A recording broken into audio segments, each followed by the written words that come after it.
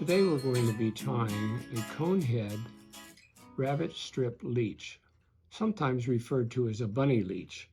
Now leeches are a member of the worm family. In other words, they are one of the annelids as far as a biological classification, but they differ in several respects from worms, earthworms, as well as aquatic worms.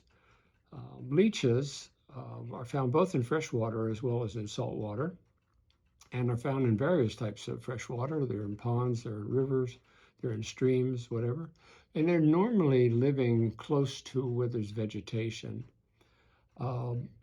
Leeches get their nutrients by basically sucking on either plants or other types of animals such as fish, etc.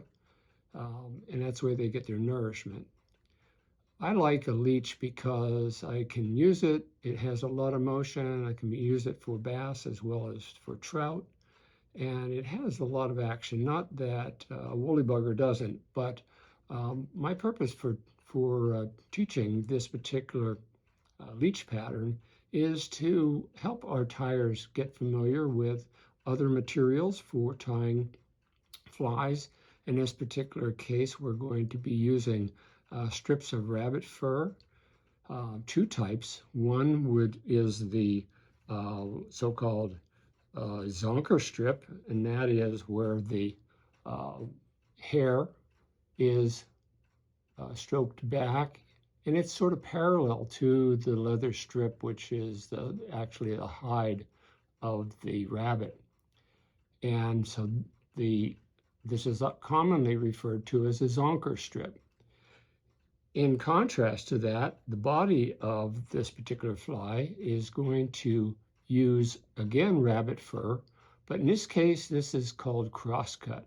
And you can identify crosscut because whereas the top, this flat portion, represents the hide of the rabbit, but the hair is coming off at 90 degrees.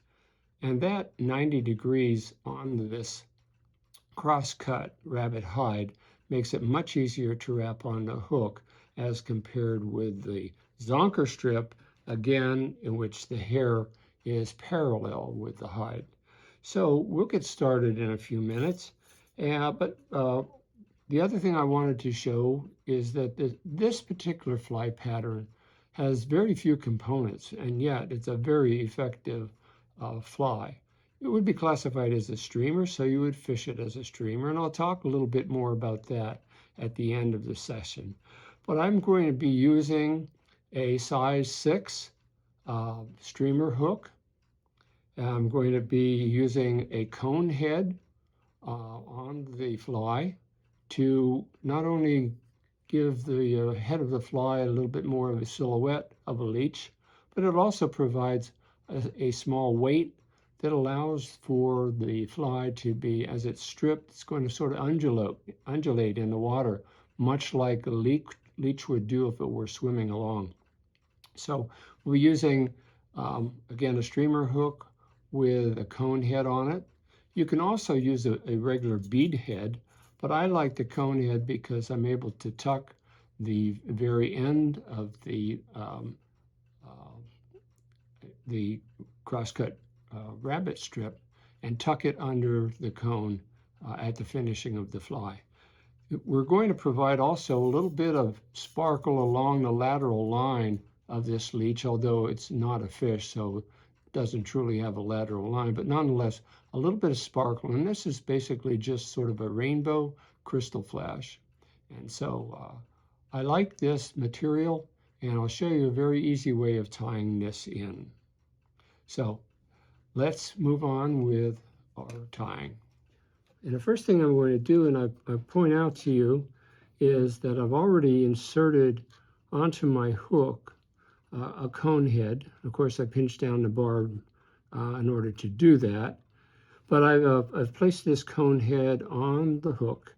And so the next thing I'm going to do is begin to start my thread just behind the cone and wrap back towards the bend of the hook. And this is, of course, the conventional way that we would do many flies, particularly streamer flies. And this sort of represents a streamer in the sense that you fish it like a streamer. So I'm stopping just at the bend of the hook and cutting off my excess thread. Next thing I will do is take a section of this zonker strip. Again, the zonker strip has the hair running parallel with the leather strip itself. Now I'm going to measure this to be just about slightly more than the length of the shank of the hook, and that is the leather part. Okay. Now, once I have that selected, then I'm going to clip this off right about at that point, and then pull back some of the fur. And as you can see, it has a blunt end. And what we want to do now is cut a little V in that leather strip. So I'm taking my scissors and I'm cutting out a little V.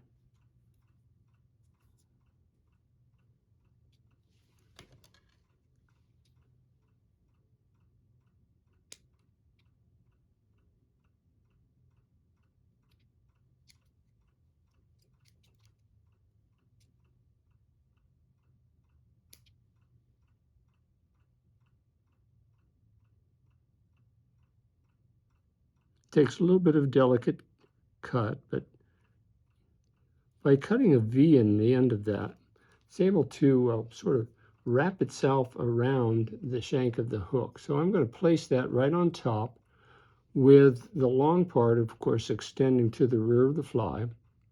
Hold that in place and make several wraps with my thread, pulling down so that that piece of zonker strip or that rabbit strip is just laying right up on top. I'm going to secure that quite well in place with several more thread wraps. So now the tail is in place. Next thing I'll be doing is selecting a section of the crosscut rabbit strip, and I'll take that from the far end because what I would like to do is, as I'm wrapping this, the fur, as I'm wrapping, is going to be extending to the rear of the fly. So we look at the rabbit strip, the crosscut rabbit strip, and we choose a section that we know as we're wrapping it, it will be extending the hair to the rear of the fly. And so I've taken a piece here, and I'll start right about at this point. Clip some off. And trim a little bit off the very end to expose just the leather portion. Take a little bit of hair and clip it off. And cut that into just a small point. And then lay it on top so that I can catch that tip with my thread.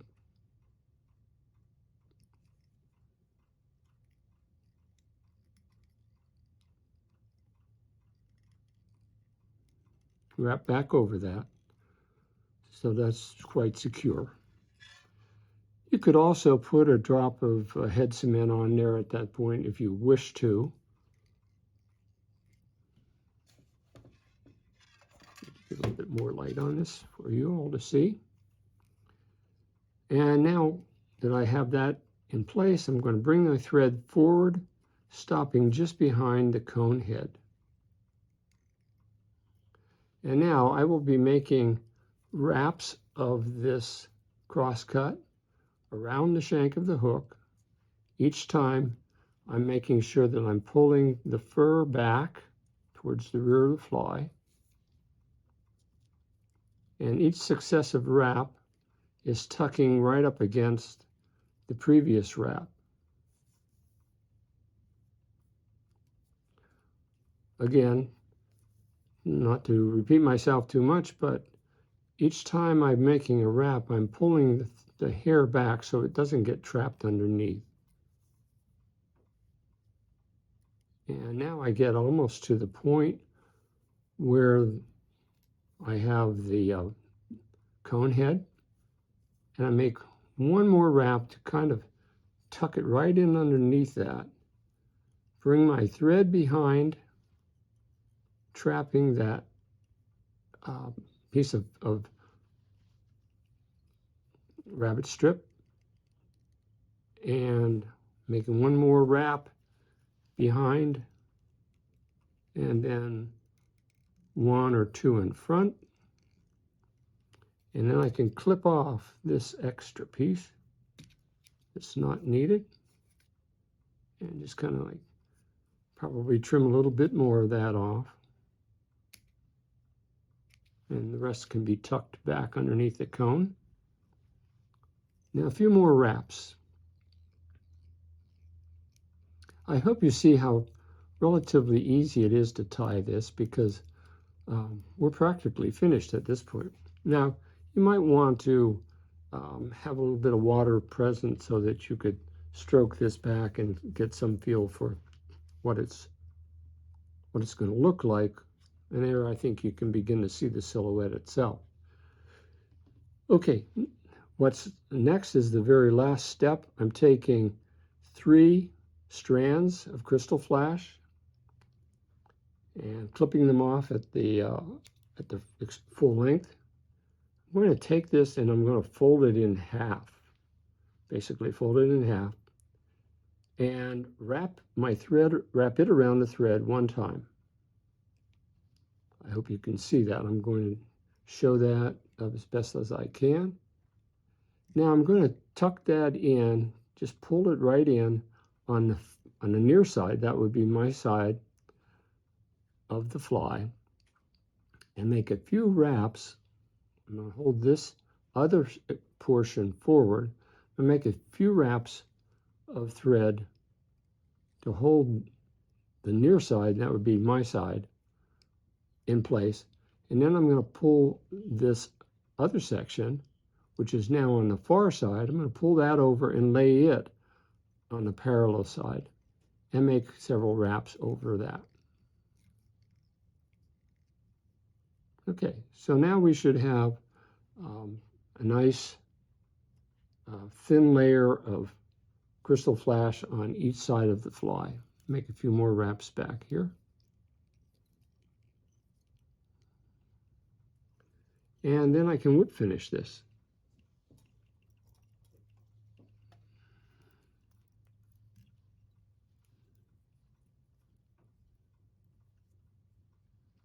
As I said before, this is really an ideal fly to teach in the beginner's class, because it gives you an opportunity to be working with some new materials. In this particular case, it's going to be rabbit hide instead of typical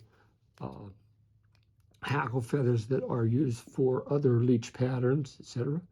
And now that we have both of those pieces of crystal flash in place, I want to trim them off so that they're only about as long as the shank of the hook. So I'm going to trim that one on this side and trim this one on to about the same length on this side. So that as you are stripping the fly, that's going to give a little bit of motion to the fly. It's also going to get the fish's attention, because many of these flies are dark in color. I traditionally will tie them in black, purple, and olive, and then use them in whatever colored water I'm fishing. In other words, if it's a lot of plants nearby, I probably will use olive. If it's more of in a stream environment, I would generally go with either the purple or with the black. You can also tie it in other colors if you wish. It could be tied in yellow, brown, whatever, but I like to select my color of my fly to sort of match the surroundings, because after all, the insects, or in this case the leeches, need to have a camouflage to sort of evade predators. In this case, that would be the fish. So there you have it. This is a Conehead leech, zonker leech or zonker, and I'll talk a little bit very shortly about how to fish this before we conclude our session today. Well, I hope that you enjoyed our tying session today. Before we finish up, I would like to point out a couple things to you. And what I'm going to show you right at first is that this is the um, leech pattern that we tied today, and it's in black. And as you notice, you can see the crystal flash on this side. Here is one, this is in purple, tied exactly the same steps, but without that little piece of crystal flash. And I assure you that the crystal flash, although you might say it's not necessary, but it does give some contrast to the darker color of the hide. And its motion in the water is going to not only get the fish's attention, but it's going to more typically represent something that has a little bit of shine on the side of it. And that is typical of leeches. If you were to get a freshwater leech, and they're probably relatively easy to find if you go to the right spot, either on a stream or particularly in a pond or lake, go along the vegetation and you'll find leeches. All you need to do is walk in there sort of with the bare legs, and if you walk through the foliage, so to speak, the underwater plants, I assure you that you'll probably pick up a leech or so on your skin. Nonetheless, there's nothing to be frightened about. But that little bit of sparkle that's been provided by the crystal flash is going to give a little bit more of a realistic representation of the leech. It's going to provide a little bit more movement so that it looks like as the leech is swimming through the water or moving through the water, it does an undulating, if I haven't already mentioned that. And of course, the either gold, silver, or actually, in this particular case, a sort of a tungsten colored beadhead is going to give also a little bit of flash to the fly, as well as provide for that weight at the front of the fly that will make it a little bit more lifelike as you're stripping it along. So again, I hope that you've enjoyed today's presentation and that you'll try this. It's relatively easy fly to fish. I would suggest that you fish it on a somewhat short leader, perhaps 3.5 to 5 foot leader, because you're going to get much more action and it's going to be much easier for you to cast. Let the fly sink, begin to strip it slowly, stopping, so that it basically has a movement through the water that's somewhat like I'm trying to describe right here, moving along. So I hope that you use this for bass. Tied in a much smaller pattern, it probably would be good for small trout. And again, I use the size 6 hook, but you might consider tying this with even a size 10 hook and a much shorter piece, of course, of zonker strip. And it might very well bring you a nice fish. And I hope that it does, and I hope that you have a wonderful day. Thank you.